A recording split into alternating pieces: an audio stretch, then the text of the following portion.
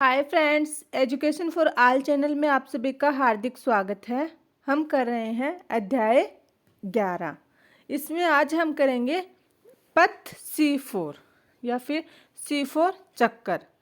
देखते हैं क्या कुछ है। C4 पथ, जैसा कि पहले बताया गया है कि पौधे जो सूक्ष्म उष्णकटिबंधीय क्षेत्र में पाए जाते हैं उनमें C4 पथ होता है। पहला क्वेश्चन क्या बनता है? बेसिक C4 चक्कर है या पथ है वो किस में पाया जाता है? सूक्ष्म उष्णकटिबंधीय क्षेत्रों में पाए जाने वाले पौधों में। कहाँ पर पाया जाता है ये? सूक्ष्म उष्णकटिबंधीय कटिबंधीय क्षेत्रों में पाए जाने वाले पौधों में पाया जाता है। इन पौधों में कार्बन डाइऑक्साइड को यौगीकरण का पहला उत्पाद यद्यपि C4 ऑक्जेलिक एसिटिक अम्ल होता है। इसमें पहला उत्पाद क्या होगा? OA ऑक्जेलो एसिटिक अम्ल। ये मैंने पहले भी बताया है। और C3 वाले चक्कर में कौन से होंगे? PGA। पहला उत्पाद उसमें क्या होगा? PGA। याद रखना, ये C4 पथ में पहला उत्पाद कौन सा होगा? ऑक्जेलो एसिटिक अम्ल। फिर इनके मुख्य जैव संश्लेषण पथ में C3 पथ अथवा केल्विन चक्कर ही होता है। तब फिर से C3 पौधे से किस प्रकार भिन्न है? यह एक प्रश्न है जिसे आप पूछ सकते हैं। आगे देखते हैं। C4 पौधे विशिष्ट हैं। इनकी पत्तियों में एक विशेष प्रकार की शारीरिक होती है। ये उच्च ताप को सह सकते हैं। इनकी मुख्य विशेषता क्या होती है? C4 या C4 पौधों की ये सबसे ज़्यादा ताप को सहन कर सकते हैं। ये उच्च प्रकाश तीव्रता के प्रति अनुक्रिया करते हैं। इनमें प्रकाश श्वसन प्रक्रिया नहीं होती है और इनमें जैव भार अधिक उत्पन्न होता है। आइए इन्हें एक एक करके समझें। आओ C3 और C4 पत्तियों की खड़ी काट का अध्ययन करें। क्या आपने इन दोनों में कोई अंतर देखा है? क्या दोनों में एक ही प्रकार के पर्ण मध्योतक हैं? क्या इनके सेवनी पुलाछद के आसपास एक ही प्रकार की कोशिकाएं हैं? C4 पथ पौधों का सेवन मंडल के चारों ओर स्थित वृद्ध कोशिकाएं पुलाछद बंडल शीत कोशिकाएं कहलाती है। और पत्तियां जिनमें ऐसी शारीर होती है उन्हें क्रेंजी शारीर वाली पत्तियां कहते हैं। क्या बोला गया है? इस लाइन को फिर से देखिएगा। जो C4 पथ के पौधे हैं उनके सेवन बंडल के चारों ओर स्थित वृद्ध कोशिकाएं पुलाछद या बंडल शीत कोशिकाएं कहलाती है। क्या कहलाएंगी? पुलाछद या बंडल शीत कोशिकाएं। और पत्तियां जिनमें ऐसी शारीर होती है उन्हें क्रेंजी शारीर पत्तियां कहते हैं। कौन सी पत्तियां बोलेंगे? क्रेंजी शारीर पत्तियां। यहाँ क्रेंच का अर्थ है छल्ला अथवा घेरा। क्रेंच का क्या मतलब होता है? छल्ला अथवा घेरा। चूंकि कोशिकाओं की व्यवस्था एक छल्ले के रूप में होती है, सेवन बंडल के आसपास पुलाछद कोशिकाओं को अनेक परत होती है। इनमें बहुत से अधिक संख्या में क्लोरोप्लास्ट भी होते हैं। आगे देखते हैं। इनकी मोटी बीतियां गैस के अप्रवेश्य होती है, मतलब गैस को आने जाने नहीं देती। और इनमें अंतरकोशिकीय स्थान नहीं होता। क्या नहीं होता? अंतरकोशिकीय स्थान नहीं होता। आप C4 पौधों जैसे मक्का अथवा ज्वार की पत्तियों का एक भाग काटो ताकि क्रेन शारीर के पर्ण मध्योतक देख सकते हैं। किसका एग्जाम्पल लिया इसमें? मक्का और ज्वार का। आगे देखते हैं। अपने आसपास के विभिन्न स्पीसीज के पेड़ों की पत्तियां एकत्रित करें और उनकी पत्तियों की खड़ी काट लें। सूक्ष्मदर्शी से इसके सेवन बंडल पुल के आसपास पुलाछद को देखें। पुलाछद की उपस्थिति C4 पौधों के पहचानने में आपकी सहायता करेगा। अब चित्र 11.9 में दिखाए गए पथ का एक अध्ययन करें। इस पथ को हेच एवं स्लेथ पथ कहते हैं। यह भी एक चक्रीय प्रक्रिया है। आइए हम चरणों से समझते हुए पथ का अध्ययन करें। अब हम हेच और स्लेथ का ये पाथवे देखेंगे कैसे होता है, समझते हैं। यहाँ पे तो ले ली मध्योतक कोशिका, एक ले ली पुलाछद कोशिका। क्या ले लिया? मध्योतक कोशिका और पुलाछद कोशिका। दोनों को बीच में जोड़ती है वो क्या होते हैं? जीवद्रव तंतु। यहाँ तक आपको समझ में आ गया होगा। तो हेच और स्लेथ पाथवे में हम एक मध्योतक कोशिका लेंगे, एक पुलाछद कोशिका लेंगे और दोनों को बीच में जोड़ने वाले जीवद्रव तंतु होते हैं। सबसे पहले क्या होता है? जो मध्यस्थक कोशिका होती है उसकी कोशिका भित्ति होती है, हमें पता है कोशिका भित्ति सभी प्लांट कोशिकाओं में पाई जाती है।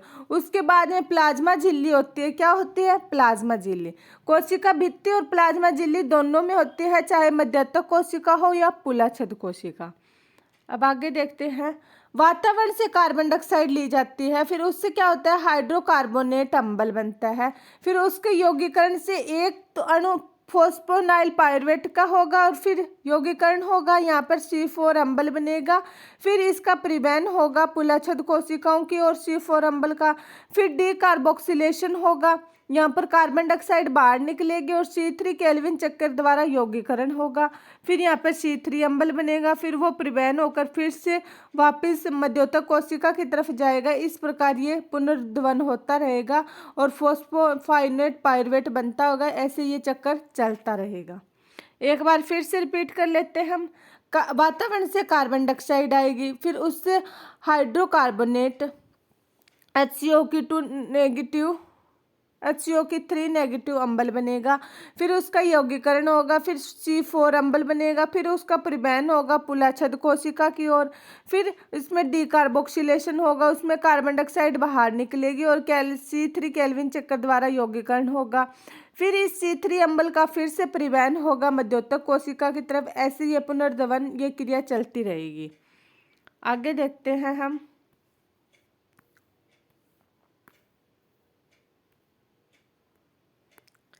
कार्बन डाइऑक्साइड का प्राथमिक ग्राही एक 3 कार्बन अणु फोस्फोफिनाइल पायरुवेट है। क्या है? फोस्फोफिनाइल पायरुवेट PEP, या फिर POP की फुल फॉर्म क्या होगी? आप क्या लिखोगे? Phosphoenol pyruvate. फोस्फोइनोल पायरुवेट क्या लिखोगे? रिपीट कीजिएगा एक बार मेरे साथ। फोस्फोइनोल पायरुवेट है और वह पर्ण मध्योतक कोशिका में स्थित होता है। इस यौगीकरण को पेप कार्बोक्सिलेज अथवा पेप केस नामक एंजाइम संपन्न करता है। पर्ण मध्योतक कोशिकाओं में रुबिस्को एंजाइम नहीं होता। क्या नहीं होता? रुबिस्को एंजाइम नहीं होता। C4 अम्ल OA पर्ण मध्योतक कोशिकाओं में निर्मित होता है।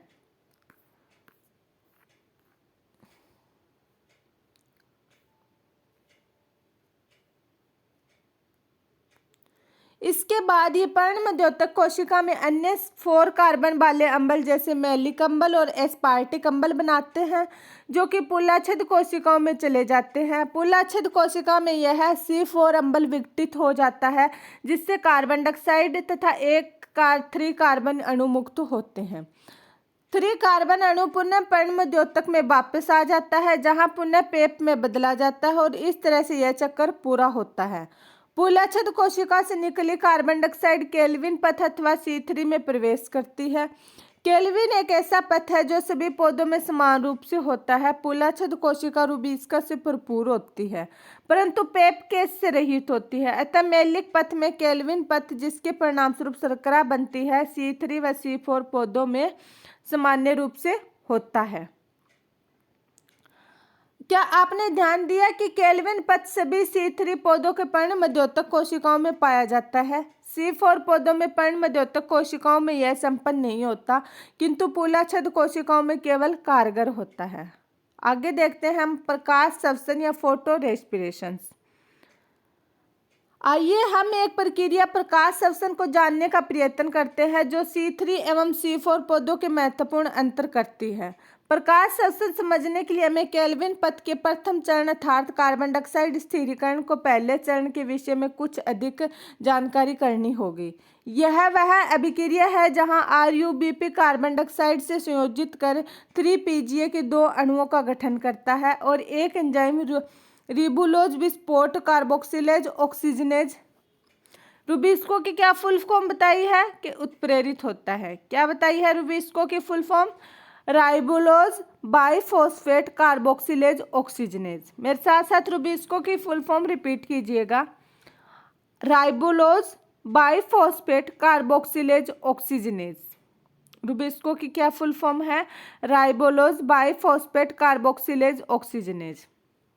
यहाँ पर यह अभिक्रिया दिखाई गई है। RuBP plus carbon dioxide Rubisco के प्रेजेंट में 2x गुणा 2x 3PGA बनेगा।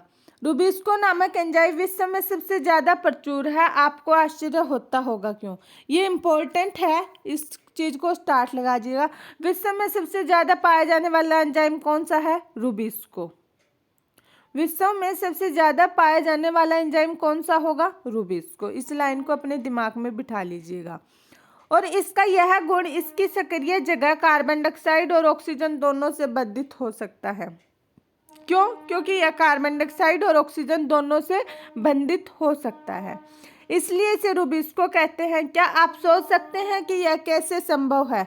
जब कार्बन डाइऑक्साइड व ऑक्सीजन का अनुपात लगभग समान होता है, रूबिस्को में ऑक्सीजन की अपेक्षा कार्बन डाइऑक्साइड के लिए अधिक बंधुता है। कल्पना कीजिए कि यदि ऐसा नहीं होता तो क्या होता? यह आबंधता प्रत्योगात्मकता है। ऑक्सीजन अथवा कार्बन डाइऑक्साइड, इनमें से कौन से आबंध होगा, यह उनकी सापेक्ष सांद्रता पर निर्भर करता है। C3 पौधों में कुछ ऑक्सीजन रूबिस्को से बंधित होती है, अतः कार्बन डाइऑक्साइड का यौगीकरण कम हो जाता है। यहाँ पर RuBp3 के अणुओं में परिवर्तित होने की बजाय ऑक्सीजन से संयोजित होकर चक्कर में एक फॉस्फोग्लिसरेट अणु तथा फॉस्फोग्लाइकोलेट का एक अणु बनाते हैं, जिसे प्रकाश संश्लेषण कहते हैं। प्रकाश संश्लेषण पथ में शर्करा और ATP का संश्लेषण नहीं होता, बल्कि इसमें ATP के उपयोग के साथ कार्बन डाइऑक्साइड भी निकलती है। प्रकाश संश्लेषण पथ में ATP अथवा अन्य DPH का संश्लेषण नहीं होता है। प्रकाश संश्लेषण के जैविक कार्य के बारे में अभी तक पता नहीं है। ये एक सारणी है जिसमें C3 व C4 पौधों के बीच के अंतर के लिए तालिका दी गई है। आप इसको भर लेना, आपका होमवर्क है ये।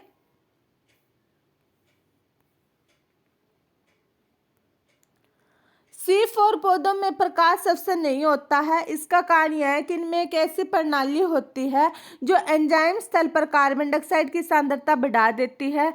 ऐसा तब होता है जब पर्णमध्योतक C4 अम्ल मूलाछद में टूटकर कार्बन डाइऑक्साइड को मुक्त करता है, जिसके परिणाम स्वरूप कार्बन डाइऑक्साइड की अंतरकोशिकीय सांद्रता बढ़ जाती है। इससे यह सुनिश्चित हो जाता है कि रूबिस्को कार्बोक्सिलेज के रूप में कार्य करता है, जिससे इसकी ऑक्सीजनेज के रूप में कार्य करने की क्षमता कम हो जाती है। अब आप जानते हैं कि C4 पौधों में प्रकाश संश्लेषण नहीं होता, अतः संभवतः आप समझ गए होंगे कि इन पौधों की उत्पादकता एवं उत्पादन क्यों अच्छा होता है। इसके अतिरिक्त ये पौधे उच्च ताप को भी सहन कर सकते हैं। उपयुक्त परिचर्चा के आधार पर क्या आप उन पौधों की तुलना कर सकते हो जिनमें C3 C4 पथ होता है? आप दी गई तालिका का उपयोग कर आवश्यक सूचनाओं को भरें। फ्रेंड्स, इसी के साथ अपनी आज की क्लास यहीं पर समाप्त होती है। नेक्स्ट क्लास में हम प्रकाश संश्लेषण को प्रभावित करने वाले कारकों को पढ़ेंगे। उसके साथ ही अपना ये चैप्टर कंप्लीट हो जाएगा।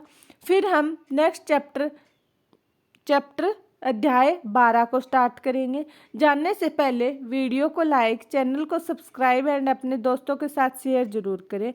और अगर कोई डाउट हो तो कमेंट बॉक्स में कमेंट करके डाउट अपना क्लियर कर सकते हैं आप। थैंक यू, धन्यवाद।